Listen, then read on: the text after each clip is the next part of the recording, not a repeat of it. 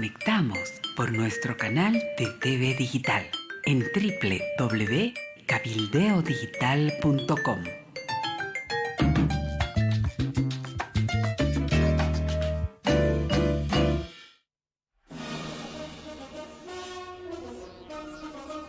Cabildeo presenta Lucha Libre, un programa para el ejercicio de la libertad de expresión.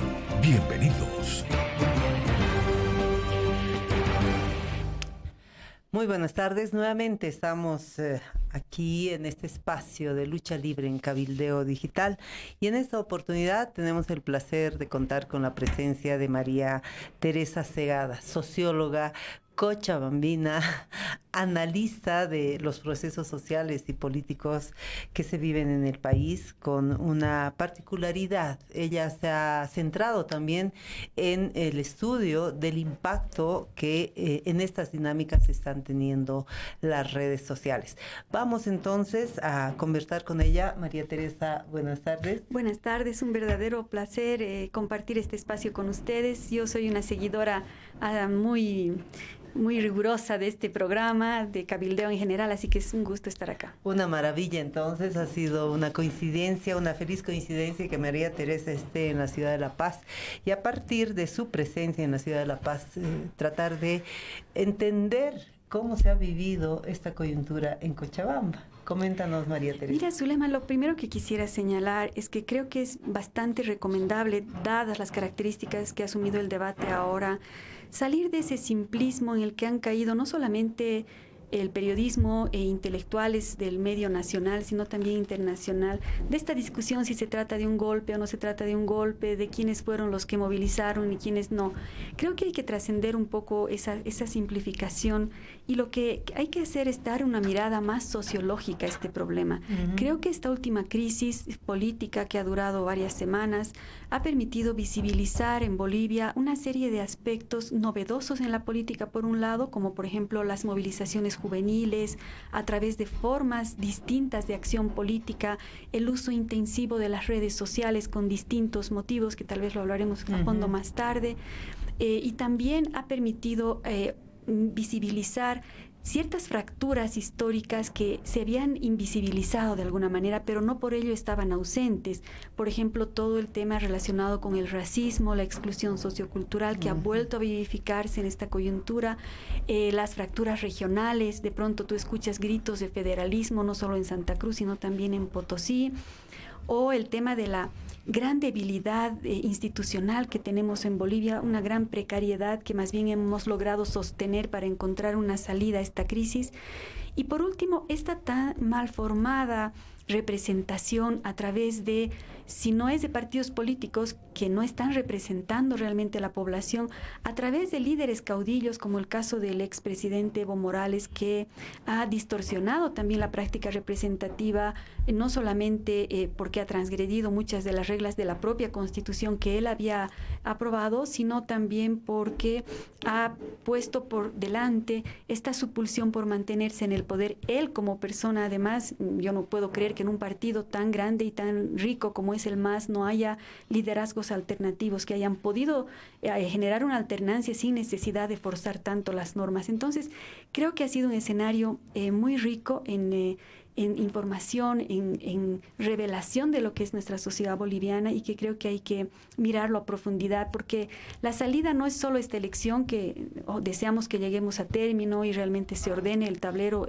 político, sino que hay elementos que hay que trabajarlos a más largo plazo, ¿no? Que hay que volver a mirarlos y ojalá desde los sectores políticos sean también asumidos como desafíos. O sea, ¿tú crees que hemos vivido un verdadero remesón en esas múltiples dimensiones que estás mencionando?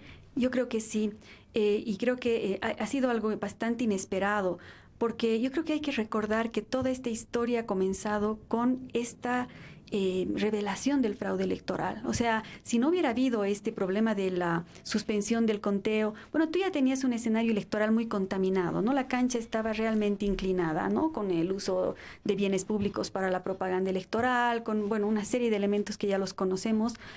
pero la gente, llegamos al momento de la elección como aceptando este momento político para resolver la resolución de fuerzas políticas en Bolivia. Sin embargo, esta suspensión intempestiva del TREP esa noche generó ya una suspicacia respecto a la elección. El informe de la misión de observadores ratificó esa suspicacia y de ahí en más se ha desencadenado una movilización tan intensa, además imprevisible, porque dentro de las expectativas nosotros pensábamos que esto iba a durar 2, 3 días, la gente se desmoviliza, se cansa, pero tal como el lema que ha sostenido esta movilización, nadie se cansa, nadie se rinde, al final ha durado como 21 días de una movilización muy sostenida, donde se han involucrado una diversidad de sectores sociales, ¿no? Yo creo que no es igual un facilismo decir estas fueron las clases medias de los barrios acomodados.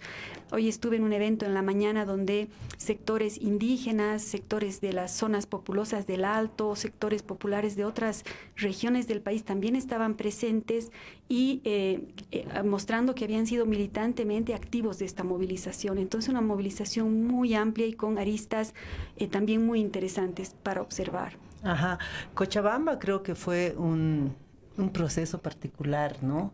O sea, a propósito de este elemento que tú estabas mencionando, de estas formas de organización, de la presencia de los jóvenes, de las respuestas desde múltiples sectores urbanos, no solamente de sectores de clase media alta, sino sectores urbanos organizados por cuadras, por barriadas, para, digamos, responder también a una especie de acoso desde los cocaleros o desde otros sectores afines al movimiento al socialismo. ¿Cómo podemos entender el proceso de Cochabamba? Bueno, Cochabamba ha sido y es una región muy particular en términos sociales y políticos porque primero contamos con el núcleo, el bastión del movimiento al socialismo, que es el Trópico de Cochabamba, ¿no? Que está muy cerca y muchas veces en este proceso la ciudad ha recibido marchas de cocaleros, de apoyo al gobierno. No te olvides que también en Cochabamba sucedió este evento tan crítico que fue el 11 de enero del 2007, donde hubo un enfrentamiento justamente entre el campo y la ciudad con el costo de vidas humanas, que lo llevamos muy, muy adentro los cochabambinos, todavía, exactamente, ¿no? Y que se han reanimado de alguna manera en este conflicto porque también ha habido, lamentablemente en Cochabamba, como en otros lugares, enfrentamientos entre ciudadanos, o sea, era sociedad civil versus sociedad civil, ¿no? Han habido varias movilizaciones de campesinos y de cocaleros a la ciudad y se han enfrentado con los sectores que estaban bloqueando. Pero además Cochabamba es muy particular. Yo digo a ratos es como la síntesis del país, porque el corazón país. No solo geográfico, sí, sino también porque tú te debes acordar que desde las elecciones del 2005 en Cochabamba ha habido esta como suerte de polarización en el voto, es decir, en la elección del 2005, mientras el movimiento al socialismo ganaba a nivel nacional la presidencia de Evo, ganaba también Manfred Reyes Villa como gobernador. Sobre todo el cercado, la ciudad de Cochabamba, siempre ha sido un escenario muy crítico para el MAS, muy opositor. Yo recuerdo que en el referéndum por las autonomías también ganó la aprobación a las autonomías cuando el MAS se oponía.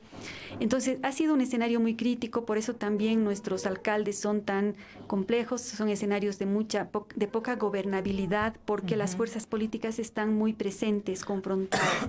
Entonces todo eso le da unas características muy particulares. En Cochabamba, quizás a diferencia de otras regiones, por ejemplo, se generó en esta movilización un grupo muy fuerte de resistencia, el grupo de resistencia Cochala, los famosos motoqueros, que en realidad vinieron a suplir a las fuerzas del orden, porque fueron a evitar el enfrentamiento entre sectores sociales, ¿no? Y tratar, digamos, de alguna manera de convertirse en una suerte de mecanismo de autodefensa ciudadana ante ciertos actos vandálicos que también han surgido en otros lugares. Entonces, sí, creo que Cochabamba ha sido un escenario bien distinto y que ha sostenido incluso esta tensión política mucho más allá de otras regiones del país, junto con el Alto, diría yo.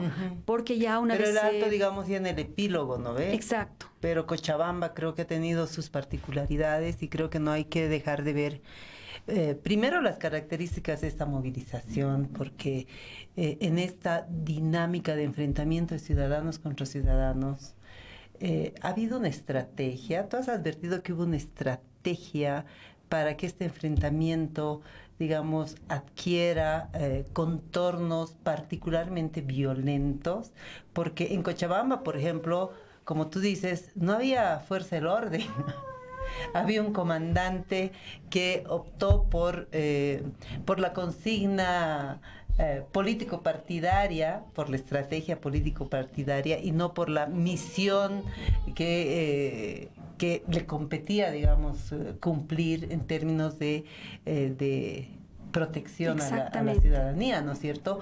Y parece que no es casual, y creo que es importante incorporar en el análisis el hecho de que haya sido que el motín policial se haya generado en Cochabamba por todos estos factores, por toda esta tensión que a momentos desde lejos nosotros veíamos como que iba a derivar en un estallido de violencia incontrolable. Justamente la inacción de la policía por el factor que tú señalas, que ha sido absolutamente claro percibir, ¿no? La actuación del comandante Grandi estaba provocando que el grado de confrontación y de violencia sean muy altos. Y es ahí donde aparece también este grupo de la resistencia Cochala ante la ausencia de la policía, ejercer una suerte de policía ciudadana, ¿no? Que actuó también políticamente, eso es cierto. Entonces hay escenas muy importantes porque la reacción a esta inacción de la policía fue el motín policial, ¿no? de los subordinados y la población civil. Hay escenas muy maravillosas del día del motín policial, por ejemplo, cuando los policías se suben al techo de la sede más importante, la que está ubicada en la calle Heroínas, con banderas de Bolivia y con un gran banner que decía contra Evo Morales, ¿no? Uh-huh. Y la población civil ha acudido a resguardar a la policía.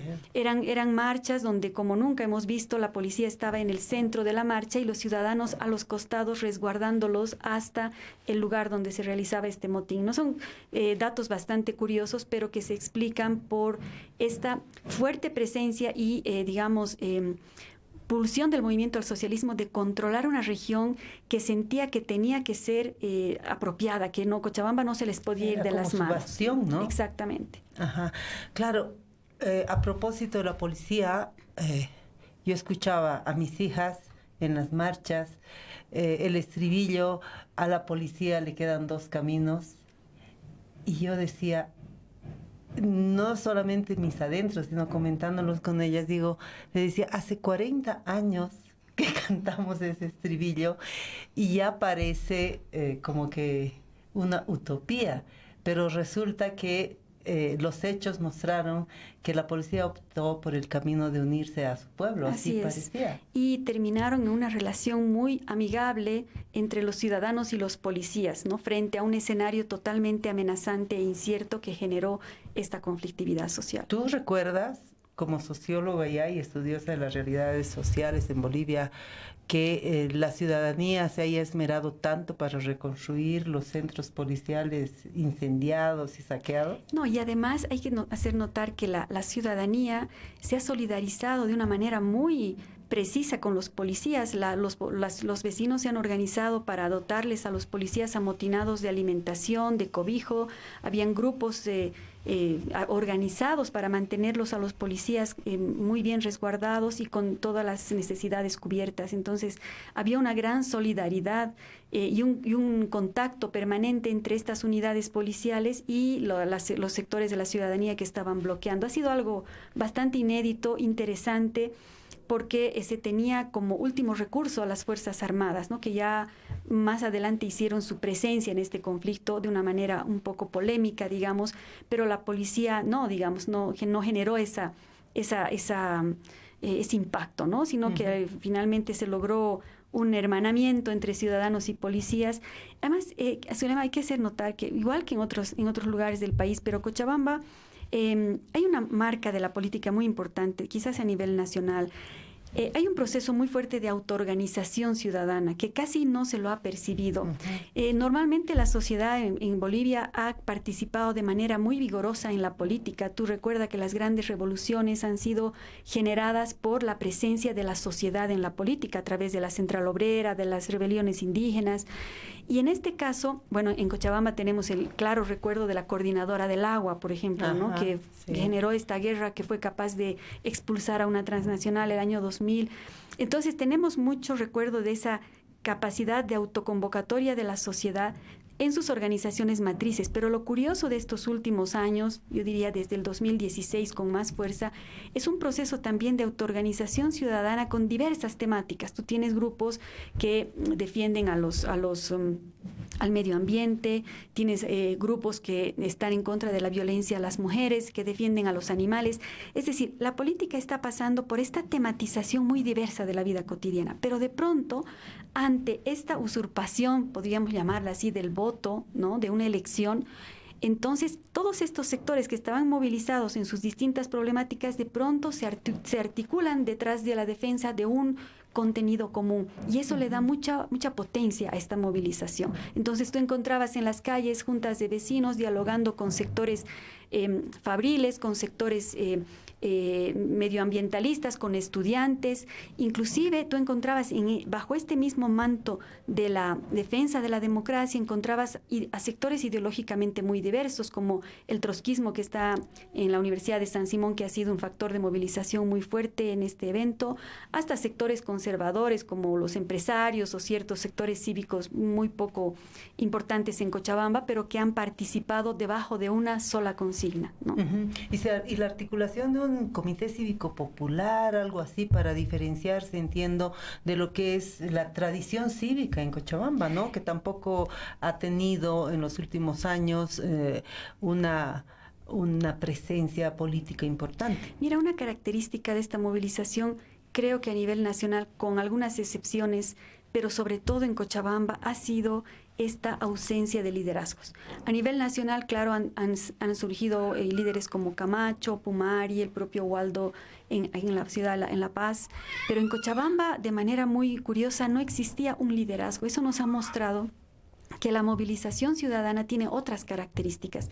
No tiene una jerarquía como en una organización sindical, no tiene una estructura, es espontánea, pero además no hay un solo líder. No hay caudillos. No hay un en la caudillo. política. Aparecieron muchos líderes que organizaban, algunos bloqueos o vigilias de manera más aislada, pero que convergían en este elemento articulador común que los ha llevado a una resistencia tan sostenida de tantas semanas. ¿Cómo ves el proceso en Cochabamba hacia adelante? ¿Vamos a pensar en el puente de la unidad o en el puente de la discordia, a propósito del puente que fue el territorio de la disputa? Mira, yo creo que se ha generado en su momento un puente de la discordia, porque se ha podido visibilizar con claridad un terror ciudadano mutuo, es decir, sectores que estaban atemorizados por la presencia del otro, y en este caso no era la policía necesariamente, más bien la policía era el factor de contención, sino era el otro, ¿no? Por un lado, sectores que venían del Chapare o venían de zonas andinas, pero que son afines al movimiento al socialismo, o también se ha generado muy fuerte en su momento una confrontación casi física entre el norte y el sur, ¿no? El sur, a diferencia de La Paz, en el sur están las zonas populares de Cochabamba y en el norte, digamos, las zonas residenciales. Pero también he notado que con la resolución de este conflicto ha habido un ambiente de más hermanamiento también, o sea, de la necesidad, de la urgencia de encontrar salidas comunes a que se convirtió un poco en el elemento primero de confrontación, pero después articulador. Y el articulador fue la pacificación social, ¿no? Cuando sectores todavía aislados estaban generando estas amenazas, por ejemplo, en el Chapare, hasta mucho después de posesionada la nueva presidenta, habían habido ampliados cabildos han habido intentos de ingreso a la ciudad, primero a velar a sus muertos, luego a tomar de alguna manera la ciudad. Las voces más poderosas eran las de la pacificación, ¿no? Desde los sectores que trabajan y ganan al día, como los transportistas o comerciantes, que pedían a los sectores movilizados, que aisladamente estaban generando más conflicto, que haya una pacificación. Entonces creo que este discurso resultó como el dominante y que ha logrado de alguna manera limar esas asperezas tan duras que hemos sufrido. Vos has mencionado fracturas históricas, racismo, exclusión, regionalismo. A esta altura, ¿cómo evalúas esos factores? Mira, yo creo que cuando en la historia no se resuelven ciertos temas, los vas arrastrando permanentemente y en momentos, en coyunturas críticas como la que hemos vivido, se vuelven a visibilizar, como esperando cobrar una factura de la historia. Es el caso, por ejemplo, de la exclusión de los pueblos indígenas, ¿no? Que hemos tenido en Bolivia muchas oportunidades de resolver esa exclusión, por ejemplo, cuando se funda la República, pero no sucede. Con la Guerra Federal tampoco sucede porque los indígenas son traicionados por la élite. Ni siquiera, yo diría, la Revolución del 52 logró resolver ese problema porque los invisibiliza a los indígenas. O los volvió campesinos. Exacto, los homogeniza bajo esa categoría y no se les da el lugar en el Estado. Entonces, por eso pienso que este proceso de los últimos 20 años, sobre todo con la Asamblea Constituyente, fue muy potente en ese sentido porque logró que estos sectores indígenas encuentren un lugar en el Estado. Lamentablemente, como dice también nuestro amigo que nos lee de afuera, Boaventura de Sousa, decía él, después de varios años que se aprobó la Constitución, vino a Bolivia y dijo: yo percibo un proceso de desconstitucionalización. Es decir, tenemos una Constitución plurinacional con muchos elementos que significaron esa inclusión social, pero en los hechos, cuando ya quisimos aplicar la Constitución, no se produjo una aplicación en consecuencia, ¿no? Más bien, con las leyes que se aprobaron, hubo una suerte de retaseo a las demandas indígenas, ¿no? En la ley de régimen electoral, en la ley de deslinde jurisdiccional, en la propia ley de autonomías. Entonces, no hemos estado a la altura de esa inclusión y ha vuelto a surgir esa problemática, ¿no? ¿A qué le atribuyes? Porque estamos hablando de un presidente indígena, supuestamente de un proyecto indígena y de un partido que representaba esos intereses. ¿Tú crees que ha habido una nueva traición? Mira, es bien sutil tu pregunta. En realidad, yo creo que en el caso del MAS ha habido en el tiempo un abandono de los principios articuladores con los que llega al poder. Porque si tú solo analizas los discursos del presidente en las distintas tomas de posesión, vas encontrando que la presencia de lo indígena es cada vez más discreta. Y esto se debe a que el movimiento al socialismo ha priorizado su proyecto de poder, es decir, una ampliación de su base electoral, y por lo tanto el tema indígena era incómodo porque tenía que copar a otros sectores sociales como empresariales, como clases medias, por una parte. Por otra, este proyecto altamente desarrollista que también se ha revelado con los años del gobierno para poder mantener una capacidad de distribución de recursos también, ha ido vulnerando con sus proyectos de extractivismo, ¿no? Y de vulneración de ciertos territorios indígenas para poder hacer exploraciones petrolíferas, por ejemplo, ha ido vulnerando y abandonando esa matriz tan fuertemente indígena del principio por priorizar esta preservación, este continuismo del proyecto de poder. Hoy, ¿A cualquier precio? A cualquier precio, porque hoy justamente hemos escuchado a varios compañeros de las zonas indígenas de Bolivia decir que este proceso, porque del neoliberalismo como que se esperaba una actitud así y tú lo tenías muy claro, pero en este caso ha sido como muy por debajo, ¿no? Una situación, un proceso que les ha ido quitando, exacto, que les ha ido quitando lo mismo, no les ha dado mayores concesiones, no ha permitido un avance, pero tras revestido, digamos, de un discurso, de un imaginario indigenista. Entonces es doblemente perverso este proceso. Ajá. Otro aspecto que quisiera analizar y evaluar contigo, María Teresa, es cómo has visto en esta dinámica de autoorganización, de autoconvocatoria que tú has destacado como característico, como que se ha puesto muy nítidamente de manifiesto antes, pero creo que con mucha fuerza en esta coyuntura. Por ejemplo, el recurso de los cabildos, que están hasta constitucionalmente reconocidas, pero que nunca se había puesto en práctica en la dimensión que lo hemos visto no solamente en el Eje, ¿no?, sino también en Tarija, en Potosí, en Sucre, obviamente en Santa Cruz, La Paz, Cochabamba, y no en una sola oportunidad, sino como un mecanismo recurrente de consulta. ¿Qué opinión tienes respecto de este tema? Yo creo que más allá de la digamos, intención de aplicar la Constitución, es decir, de ejercer un derecho que está establecido en las formas de democracia, está el cabildo, que sí en algunos casos se lo utilizó diciendo como el cabildo está en la Constitución, es vinculante la resolución. También se utilizó eso, pero yo creo que son parte de estos repertorios de movilización ciudadana tradicionales que hay en Bolivia, como el bloqueo, como la marcha, como la huelga. Los cabildos eran más reservados para los movimientos de tipo cívico, pero acá, como ha habido un fuerte componente cívico en esta movilización, el cabildo se constituyó en un arma de lucha de la sociedad civil, más allá de su reconocimiento o uso legal constitucional. Yo creo que el cabildo que marcó mucho el retomar esta práctica fue el que se realizó durante los incendios de la Chiquitanía, ¿no?, ya previo a las elecciones.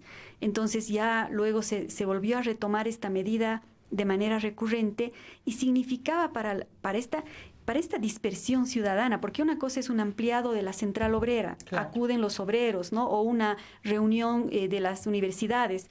Aquí el cabildo lo que permitía era una participación totalmente abierta a la ciudadanía, porque esa es su característica, donde podían concurrir todos los sectores y ni siquiera, como en Cochabamba, había un liderazgo claro, porque cuando tú asistías a un cabildo y veías varios oradores, no te sentías representado por ninguno de ellos, pero la fuerza estaba en la unificación de la gente bajo otra vez un imaginario común, un objetivo común, que era el que permitía, digamos, continuar con la movilización. La consigna de recuperar la democracia, creo que, digamos, hizo carne en este proceso de movilizaciones y fue una consigna vital en la resolución también de la crisis y en la búsqueda de una salida constitucional para una sucesión que no estaba trazada, ¿no es cierto? Porque nadie esperaba que efectivamente Evo Morales renuncie. Así es. Y que Camacho se quede hasta que eso ocurra. Todos pensábamos que este hombre estaba fuera de sí. De hecho, creo que eso no estaba en los cálculos ni del propio MAS, porque se sobrevino la renuncia de la presidenta del Senado, del presidente de la Cámara de Diputados, y hubo un vacío de poder que se tuvo que articular de manera, digamos, inmediata, acelerada, y que se lo logró, digamos. Entonces, ¿cómo tú a esta altura evalúas esa demanda ciudadana de recuperar la democracia frente a los acontecimientos que ya se venían, obviamente, desde mucho antes seguro, pero de una manera marcada desde el 21F?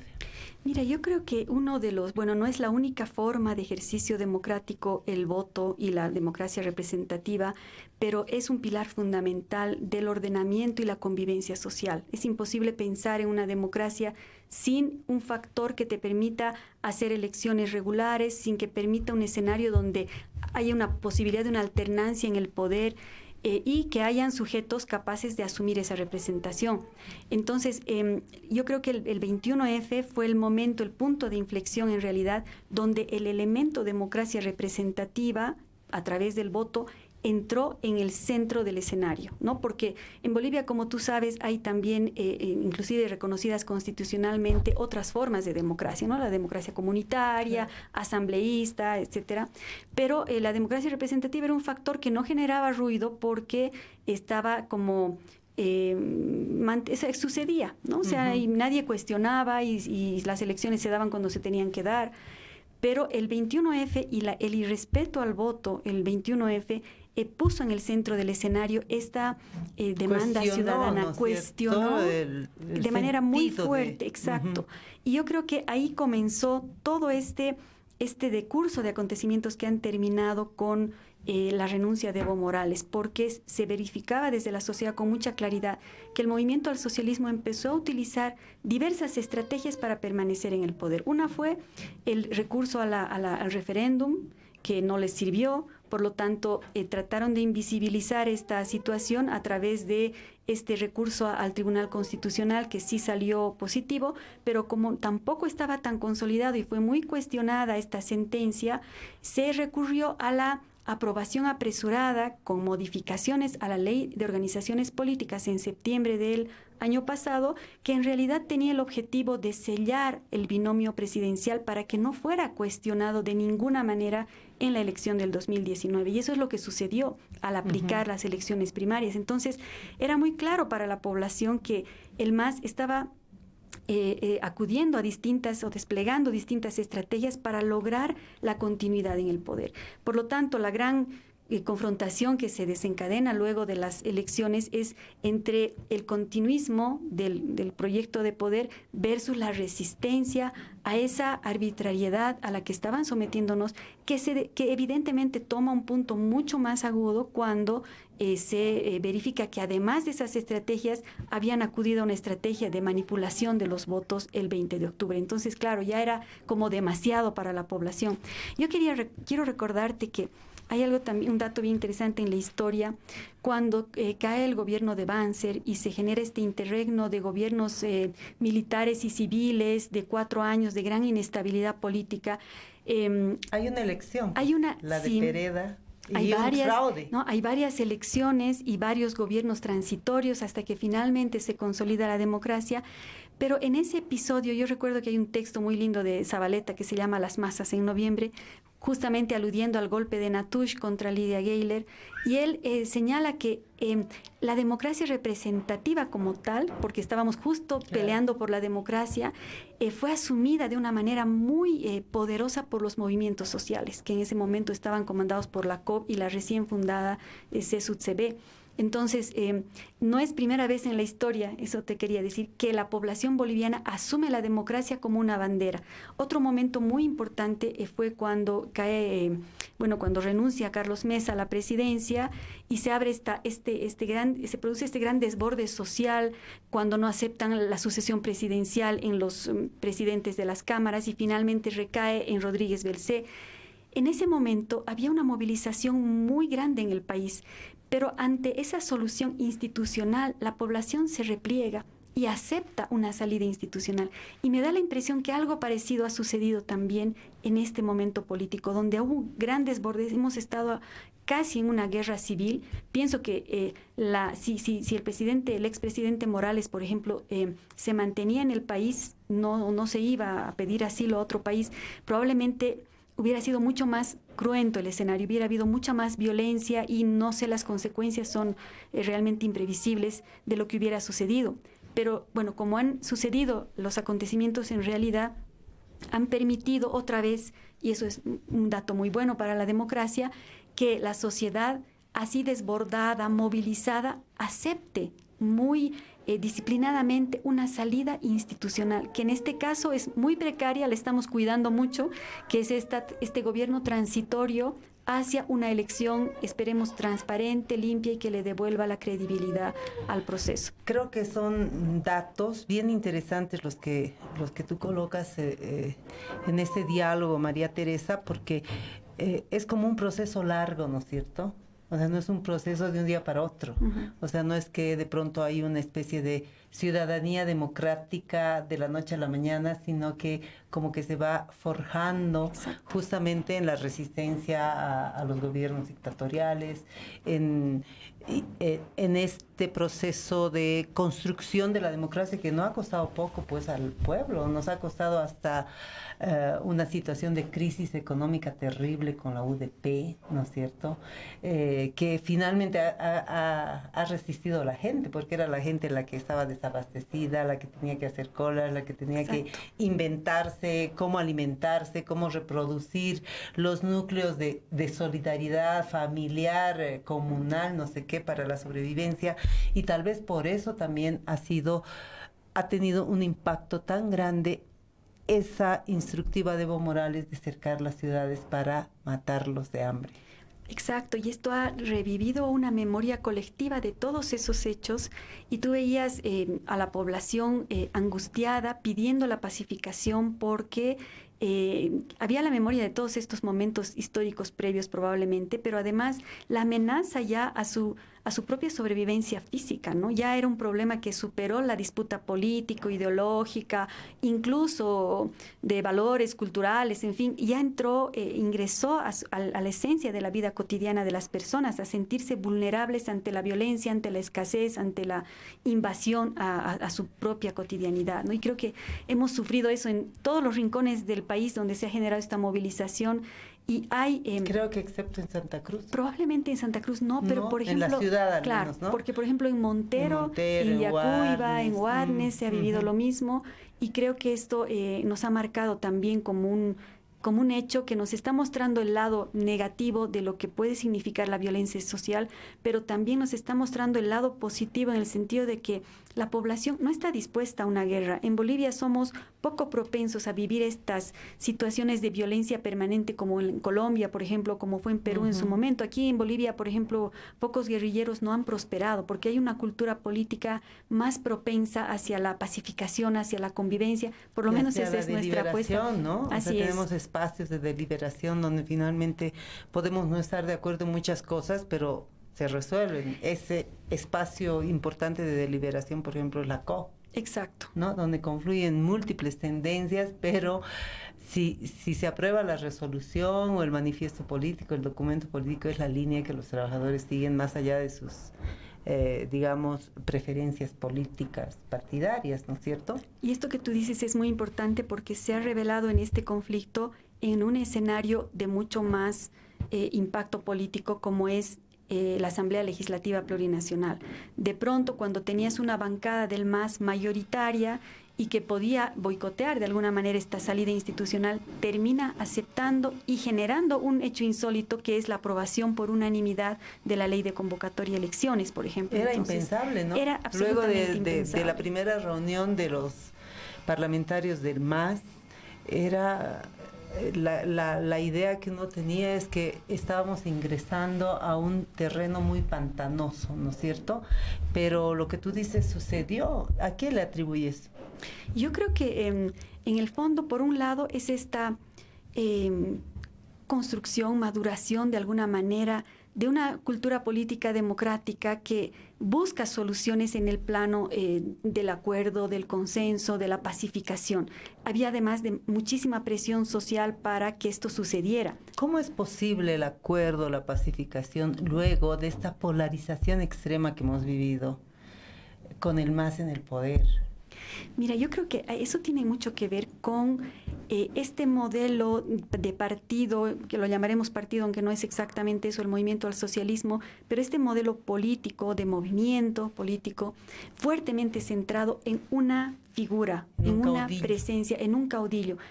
Ante la ausencia del caudillo, porque se fue fuera del país, los sectores sociales quedaron en una suerte de orfandad.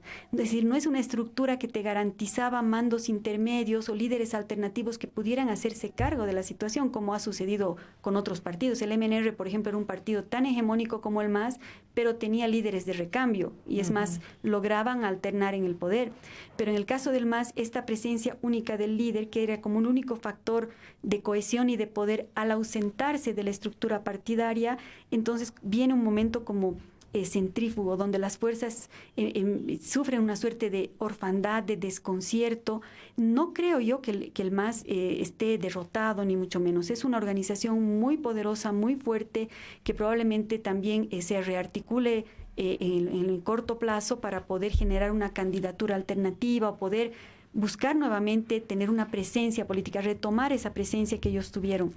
Pero sin duda ha habido una desarticulación de estos sectores, porque además son muy diversos, ¿no? Campesinos, indígenas, algunos sectores obreros, gremiales. O sea, el MAS es un conglomerado de actores y ante la ausencia del factor de cohesión, evidentemente han sufrido esta fragmentación, si quieres, que no ha logrado sostener una resistencia que pensábamos que podía suceder de más largo plazo. A todos nos ha sorprendido la rapidez con que el presidente ha presentado su renuncia y ha salido del país, ¿no?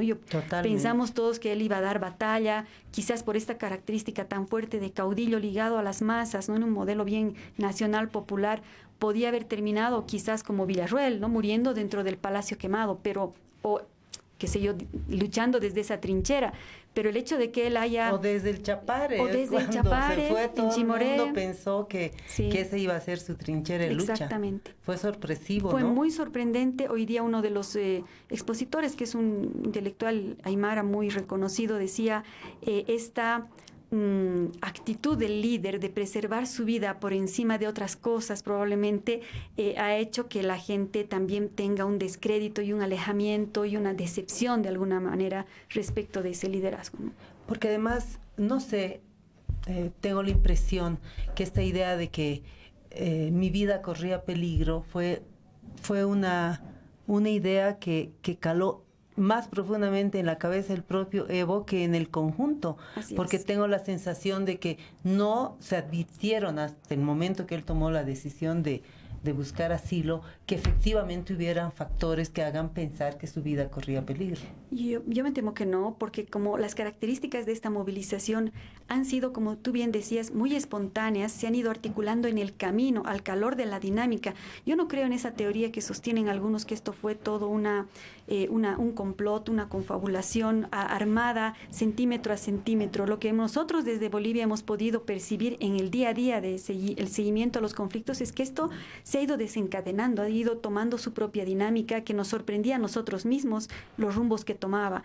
Entonces, dentro de todo eso, ante esta espontaneidad y movilización de la gente, era también muy difícil pensar que había, por ejemplo, el plan de asesinar al presidente o de afectar a su vida privada. Es cierto que hay algunos hechos de violencia se han salido de las manos de los dos lados. Por ejemplo, el incendio a la casa de tu colega Casimira Lema, o de Waldo Albarracín, o del otro lado el incendio a los Pumacataris. Exacto, aquí en La Paz ha sido muy fuerte, pero también se incendió la casa de familiares del diputado o senador del diputado Borda o de alguno de los representantes igual de la Asamblea en Potosí.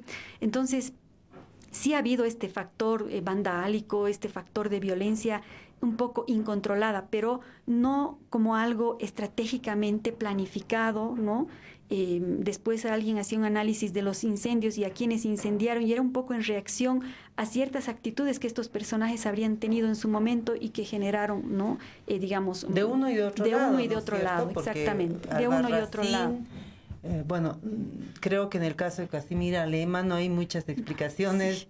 Alguien dice que confundieron su casa con la de Jimena de Jaque Mate, de nuestra colega de Jaque Mate, pero Waldo Albarracín obviamente era un liderato muy visible para quienes estaban defendiendo el proyecto masista, digamos, ¿no? Y al otro lado, en Potosí, personajes como Borda, otros senadores, el propio ministro de Minería, que también se sintió amenazado, recibió amenazas, eran personajes muy visibles. Y parecía que no era casual que hubiera ocurrido en Potosí, porque Potosí aguantó más de 40 días de movilización. Entonces ahí sí que los ánimos estaban caldeados, ¿no? Pero además, Zulema, hay que añadir otro elemento, ¿no? Y es esta guerra tan inesperada y de tan grandes dimensiones en las redes sociales. Es un mundo que se ha convertido en un escenario de disputa política muy fuerte en este conflicto, y donde además se han borrado las líneas entre la verdad y la mentira, porque habían construcciones, montajes de videos, de audios, bueno, muchos de ellos evidentemente confirmados que eran ciertos, pero muchos otros no, y que generaban el terror. Iban a esto que los autores están llamando, lo llaman así, y creo que es bien interesante analizar la política de la emoción. Es decir, la política hoy no está pasando ya por los grandes argumentos narrativos que nosotros leíamos en los 80s, 90s, ¿no? De los grandes programas de gobierno, las grandes utopías, documentos de 30 páginas que los teníamos que estudiar hasta convencernos. No, hoy día la política pasa por tocar las emociones de la gente, por provocar tu rabia, tu indignación, tu miedo. Está llegando y provoca una reacción espontánea. Entonces, habida cuenta de que eso funciona así, también ha habido una manipulación a través de las redes sociales de esas formas de hacer política para llegar a asustar a la gente, para generar situaciones que a veces eran irreales, pero generaban un efecto político inmediato. Entonces hemos sido también presos de ese mundo distinto que no se lo puede ignorar ni negar, existe, y que lo que hay que hacer es saber lidiar con él, ¿no? ¿Hay una ciudadanía activa en redes sociales? Yo creo que se ha demostrado en este conflicto que hay.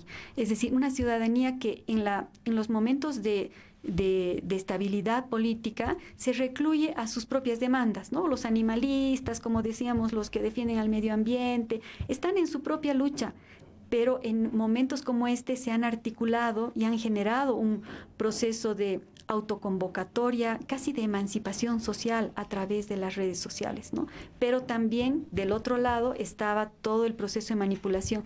Tan importantes serán las redes, Zulema, que el propio gobierno desde el 2016 generó una dirección nacional de redes sociales con mucho presupuesto y con su famoso ejército de guerreros digitales, que también han sido un factor de gran confusión política en este momento. ¿Crees que sí han actuado los famosos han actuado guerreros digitales? Muchísimo. ¿Se podía diferenciar sus líneas discursivas? Se podía porque en Bolivia se han creado por primera vez estas dos verificadoras, Chequea Bolivia y Verifica, que de alguna manera no abarcaban todo el panorama porque era demasiada información, pero sí los elementos centrales de este proceso electoral, y ellos permanentemente estaban discerniendo y mostrando a la ciudadanía cuáles eran noticias falsas y cuáles no. Y en ese trabajo se ha podido diferenciar muchos montajes que venían contra los opositores, que evidentemente han sido armados por estos guerreros digitales para confundir a la población, para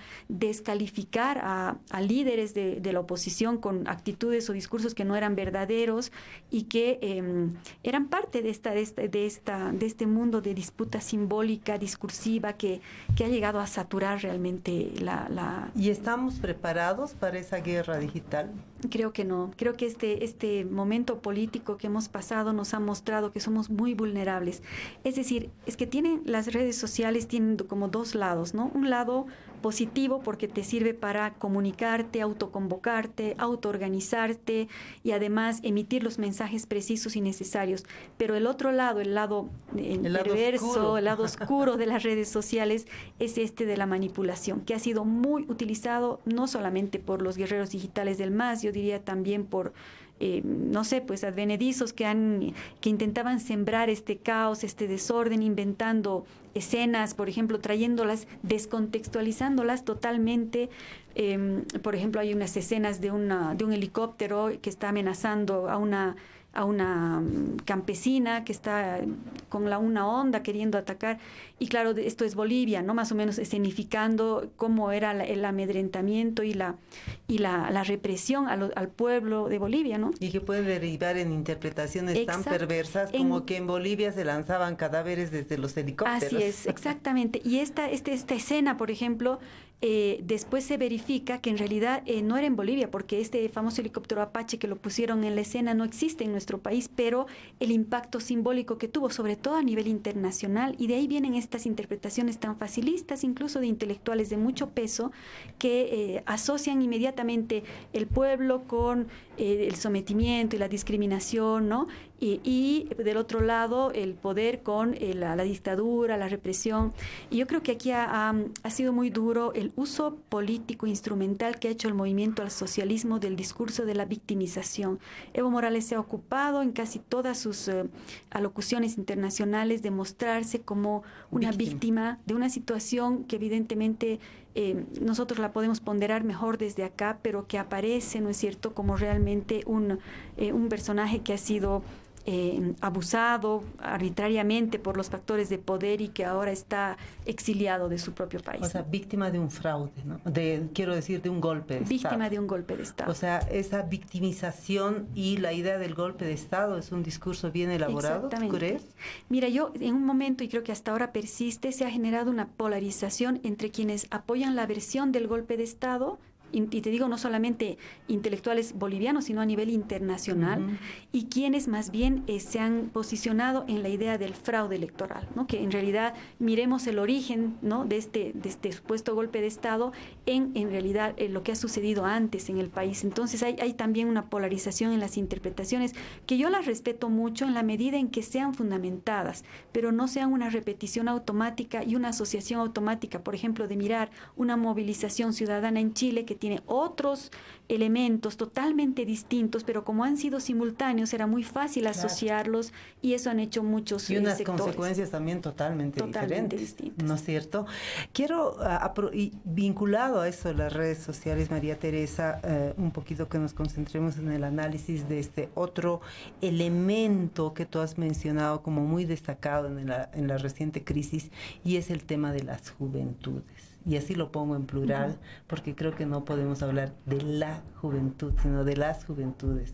Creo que es un elemento que hay que, digamos, analizarlo en profundidad. Ustedes los sociólogos ya tendrán tiempo de hacerlo, tienen materia de estudio hacia adelante, pero que es importante tomarlo en cuenta porque el régimen de Evo Morales puso mucha atención en el tema de las juventudes y se esforzó mucho por la generación de lo que se llamó, el afianzamiento de lo que se llamó la generación Evo, ¿no es cierto?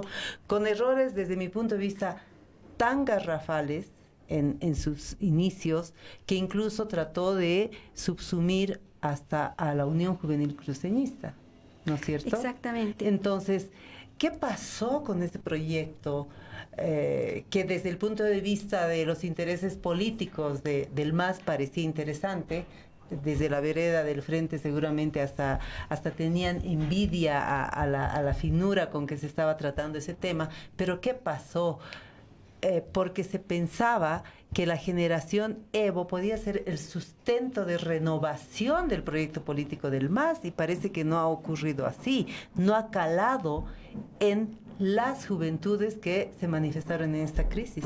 Sí, interesante el proceso de los jóvenes, porque de manera concurrente, mientras el movimiento al socialismo desplegaba estas estrategias de seducción a los jóvenes, ¿no? Que además ha incluido algunos de sus representantes en el Parlamento, han sido muy jóvenes, como Salvatierra y otros, ¿no? Pero al mismo tiempo que se generaba esa oleada azul, que ellos la llamaban así, los jóvenes que no estaban de acuerdo o involucrados con el proceso del MAS estaban sufriendo una gran frustración respecto a la participación política en otros partidos. Nosotros hicimos con Idea Internacional un estudio sobre los jóvenes y los partidos políticos hace unos 3 años o 4, y pudimos constatar cómo había un desencanto muy grande de la juventud respecto a su participación en los partidos. No se sentían escuchados, se sentían utilizados porque los partidos los usaban tanto para atraer votos juveniles como para tareas de mano de obra barata, y al mismo tiempo no sentían que ellos hacían una carrera dentro de los partidos porque las decisiones se tomaban de otra manera. Podía ser el sobrino del jefe, pero un joven que estaba haciendo carrera mucho tiempo no era tomado en cuenta. Entonces había una gran frustración y un desapego de los partidos políticos. Pero esto no había significado, mira vos, Zulema, que a los jóvenes no les interesaba la política.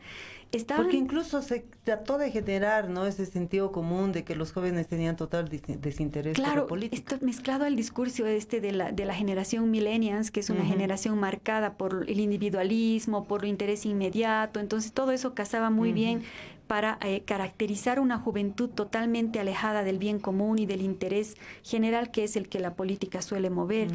Sin embargo, detrás de esta visión un poco superficial de la realidad, tú tenías mucho activismo juvenil detrás de problemáticas muy concretas, capaz de movilizar a cientos de jóvenes detrás, por ejemplo, de la lucha, como te decía, contra ponerse frente a la violencia contra las mujeres, o la libertad de preferencia sexual, o la defensa de los animales. Temas tan puntuales y que pueden ser absolutamente irrelevantes políticamente hablando, pero son también temas políticos, ¿no? O la defensa de los árboles, del medio ambiente, del agua. En todo el país creo que han habido activismos ciudadanos juveniles muy fuertes, en Tarija con los incendios, bueno, aquí en La Paz también.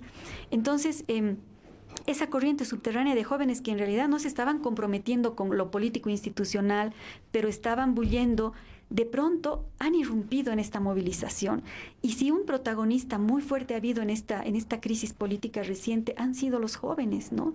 Que se han ofendido mucho cuando el presidente les dijo, están viniendo aquí por nota, ¿no? Por plata, y los ha llenado de indignación, y la reacción ha sido mucho más poderosa, porque hasta lo han convertido en un estribillo, y que han generado formas muy creativas de movilización social. Las pititas. Las pititas. Han acuñado las pititas. Exactamente. Las pititas y toda esta gran viralización de memes, por ejemplo, en las redes sociales, construidas por los propios jóvenes para satirizar estos actos del poder y que generaban gran viralidad porque justamente tenían una conexión con la realidad, ¿no? Salía una noticia, inmediatamente era transformada en un meme para poder expresar de alguna manera políticamente, y como te digo, como la política ahora es inmediata, es directa, es rápida, no necesitas un manifiesto, necesitas una imagen, te dice mucho más que 20 palabras o 20 hojas de texto. Entonces, esa ha sido la forma también en que la política se ha ido activando y se ha generado un fenómeno muy interesante. Yo soy docente universitaria y tengo muchos grupos de jóvenes en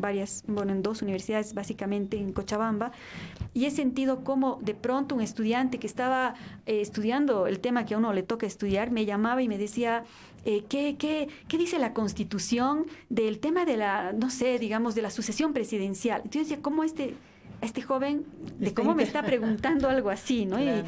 Y entonces era muy interesante notar que los jóvenes en general han estado muy inspirados, muy motivados por el tema de la democracia, lo han vivido, lo han ejercido con bastante sacrificio, porque en muchos casos han hecho veladas nocturnas defendiendo sus bloqueos, y se han involucrado de manera muy directa en esta movilización. Creo que eso es muy bueno, porque si tú notas, la generación nuestra, digamos, hemos tenido todavía la cola de la recuperación de la democracia, de la lucha contra las dictaduras. O sea, había una politización de nuestra generación. Claro, porque además para estar en las barricadas previamente tenía que haber pasado un proceso de formación política muy tradicional. Te tomaban tu análisis de sangre para verificar si estabas por ahí, ¿no? En cambio ahora no, ha habido más bien una adhesión espontánea de los jóvenes, y esta generación que parecía tan anodina, de pronto ha aparecido politizada por este evento. Un cartel que a mí me llamó poderosamente la atención, me impactó, porque se pensaba, ¿no? Finalmente estos jóvenes están tan centrados en las redes sociales, tan incultos políticamente, no entienden los procesos históricos del país, se pensaba. Lo único que han vivido es estos 14 años de Evo Morales, ¿no es cierto? Entonces, en determinado momento yo pensaba que sí era posible la noción de la generación Evo, porque eso es lo que habían vivido. Pero un cartel que me sacó de esos esquemas era uno que decía: los niños que te vieron llegar, te vamos a sacar. Sí. O sea, me parece de una fuerza increíble y de una connotación organizativa, política, que no la habíamos dimensionado, que se podía manifestar en esta crisis. Y yo creo que también fue como una especie de toma de conciencia súbita de la situación del país, porque vieron de pronto votantes que por primera vez habían ido a ejercer su derecho ciudadano del 21 de febrero, por ejemplo, y sentir que tu voto no se toma en cuenta. Vienen a votar por segunda vez en la elección general del 2019 y hay un fraude. Entonces realmente es la usurpación de tu derecho, ¿no? Y eso también yo creo que los ha movilizado mucho a los jóvenes y los ha cuestionado sobre el sentido de la democracia. Ahora, a mí también me sorprende la juventud del Alto, por ejemplo. Es una juventud muy interesante, porque no es, probablemente haya muchos sectores que son propensos al movimiento al socialismo, pero también hay sectores muy politizados, indígenas sobre todo, que reivindican su ser indígena, que tienen otras formas de expresión, por ejemplo, estas imbricaciones que se dan entre lo aymara y lo moderno, que están generando una nueva forma de ver la realidad y que tenemos que nosotros atender también, porque son sectores muy grandes, y de ahí también pueden salir liderazgos muy importantes, ¿no? Creo que se han proyectado liderazgos muy interesantes. Yo veía la televisión y veía, por ejemplo, las mujeres y las mujeres jóvenes con una fuerza que te hacía recordar a las heroínas de la colonia. A nuestras heroínas ¿No es cochabambinas. cierto? Sí. Entonces, o sea, cochalas tenían que ser más o menos, ¿Verdad? ¿no? Ahora, ¿cómo ves la perspectiva, María Teresa? Los factores que tú has colocado para tu análisis, estas rupturas que has destacado, son rupturas muy complejas, ¿no es cierto? Que yo tengo la percepción de que no se van a resolver con unas elecciones. Alguien dijo, creo que lo dijo Juan del Granado, tú también le has debido escuchar, que estamos empezando una transición democrática que será de mediano a largo plazo. ¿Cómo ves tú esto? Mira, yo creo que el escenario que se viene de elecciones va a resolver de alguna manera esta disputa política, ¿no? Se nos va a ayudar a transitar hacia lo que se esperaba que sucediera el 20 de octubre, ¿no? Hacia una recomposición del tablero electoral y de fuerzas políticas en el país. Eso está claro. De ninguna manera esperemos que en esta elección, que tendría que ser en abril, se produzca un gran cambio. Para comenzar, los mismos partidos que están habilitados hoy, vigentes, van a ser los que van a participar. Más allá de Camacho y Pumari, no se ven liderazgos nuevos, que ellos también han surgido al calor del conflicto, y de verdad que no es tan automático el salto de ser líder social a ser un presidente. Eso me parece muy arriesgado. Y no creo que haya todavía esto que estamos esperando, que es una renovación de la democracia, una rearticulación de la sociedad, una saturación, digamos, una sutura más bien de estas viejas heridas. Yo creo que en realidad lo que estábamos viendo un poco con la provocación que nos lanzó Juan respecto a que él decía se está cerrando un ciclo estatal y estaría comenzando otro. Yo no estoy tan segura, porque el ciclo estatal es un proceso de mucho más largo aliento. A mí me da la impresión de que después del ciclo estatal fundado en el 52 vino el ciclo neoliberal, y con la aprobación de la nueva Constitución y la llegada de Evo Morales, evidentemente se abrió un ciclo estatal distinto, con características muy distintas, porque un ciclo estatal te da cuenta de dos cosas básicamente: del patrón económico, ¿no? Del modelo de acumulación, digamos, de cómo son las relaciones económicas, y del patrón de hegemonía, es decir, las relaciones Estado-sociedad. Ambas cosas entran en juego. A mí me da la impresión de que con este inicio de siglo no le arrogaría a Evo Morales solamente, aunque él ha sido el líder de ese proceso circunstancialmente, pero más allá de Evo, se ha iniciado a principios de siglo un proceso de recomposición de un ciclo estatal. Pero también me da la impresión de que con estos últimos años de Evo Morales se ha como retaseado o retrocedido en esa construcción, en esa fuerza social, en esa apropiación social del proceso, que empezó con la guerra del agua, la guerra del gas, en fin. Entonces, lo que parece que corresponde ahora no es que va a haber un nuevo ciclo, sino que tal vez se va a recuperar un poco las matrices fundamentales de este ciclo, que han sido abandonadas por el gobierno de Morales, y que la sociedad probablemente a través de otras representaciones ahora logre como darle continuidad o cerrar, clausurar este ciclo. Otorgarle una mayor fuerza, tal vez. Exacto, consolidar estos avances que han quedado más en la ley, en la Constitución, en algunas leyes, y que no se han realmente hecho efectivos en la sociedad, ¿no? Parece que hemos quedado como inconcluso, o sea, es un ciclo estatal como inconcluso. Hay que reconstitucionalizar la política y la sociedad. Exacto. ¿Qué opinas? A mí me parece que esa fuera la salida virtuosa de esta crisis, porque entonces le daríamos continuidad a una gran expectativa social que se generó a inicio de siglo.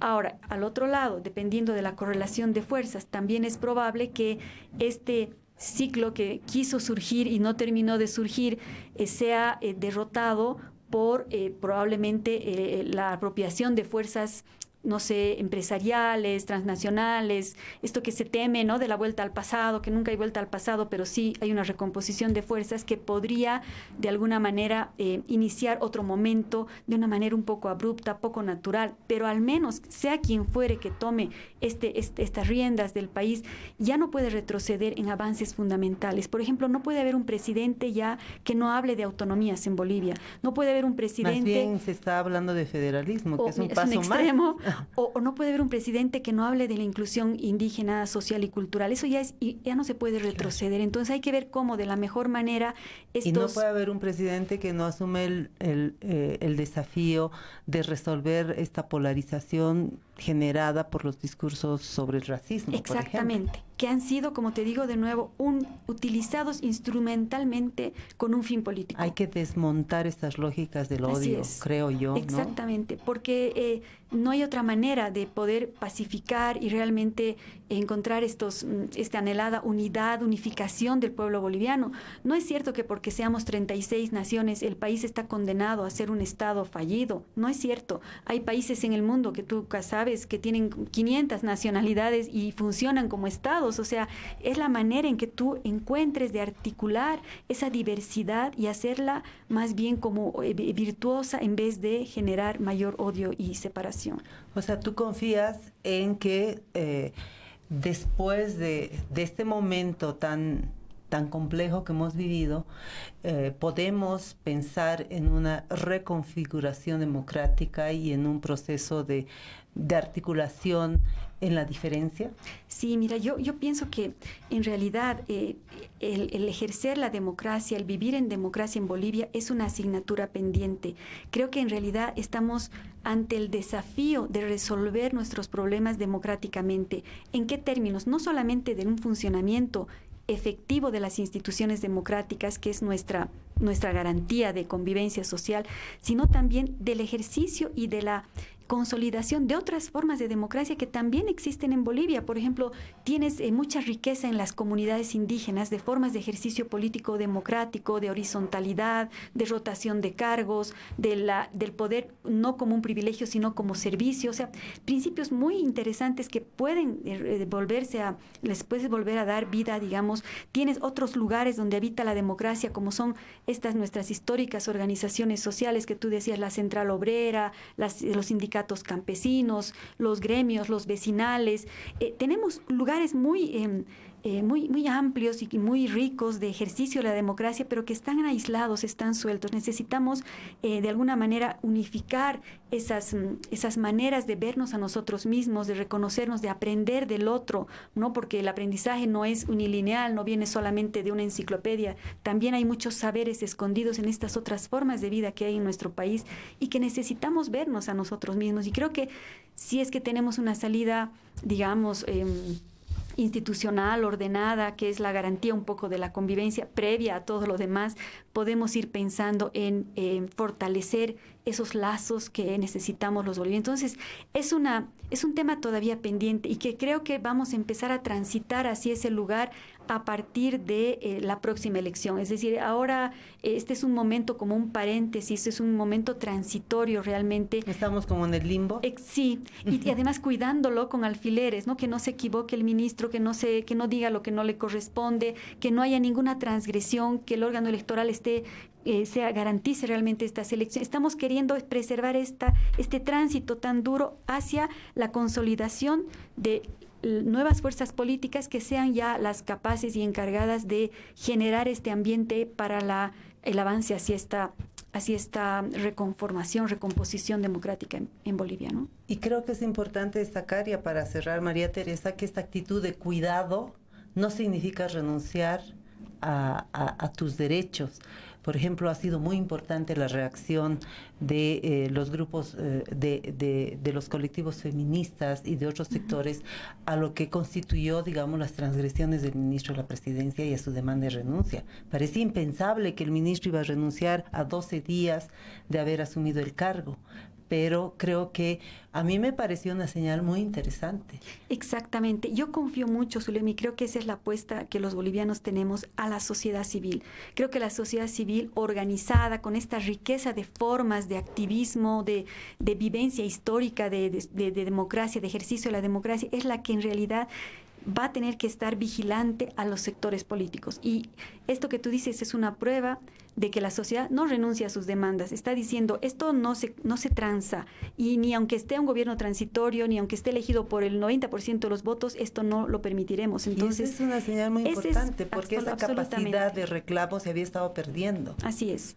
O se lo manifestaba y no había quien te hacía caso, digamos. Así es. Y es una buena señal lo que ha ocurrido. Yo realmente me congratulo de que hubieran habido múltiples voces de reclamo para un tema tan sensible, por ejemplo, como el derecho de las mujeres a vivir libres de violencia. Así es. Que ese fue el detonante de otras críticas que luego derivaron en la salida del ministro de Justicia. Y me parece también que nos tenemos que congratular de la decisión de que el ministro sea retirado, porque esa ha sido una decisión no fácil, porque es un gobierno que está muy precariamente constituido y tomar una decisión así en pleno proceso de un gobierno tan corto ha sido, yo creo que un acto muy, muy oportuno y muy buena señal. Y lo saludamos, exactamente. María Teresa, te agradezco, ha sido un diálogo muy enriquecedor. Esperemos que también nuestra audiencia lo haya disfrutado porque nos has dejado muchos elementos para el análisis. Creo que hay muchas tareas pendientes, no solamente para la democracia, sino para que nosotros como ciudadanos y ciudadanas pues aprendamos las lecciones y reconfiguremos nuestra manera de ser en democracia. No, la agradecida soy yo. Para mí es un honor compartir este espacio del cabildeo que, como te digo, para mí es un lugar de la libre expresión y de la posibilidad de repensar el país desde la sociedad, justamente. Muchas gracias. Como siempre, agradecida por este espacio, por compartir con toda nuestra audiencia. Nos despedimos hasta el día de mañana. Cabildeo presentó Lucha Libre, un programa de opinión que se transmite de lunes a viernes. Gracias por su sintonía.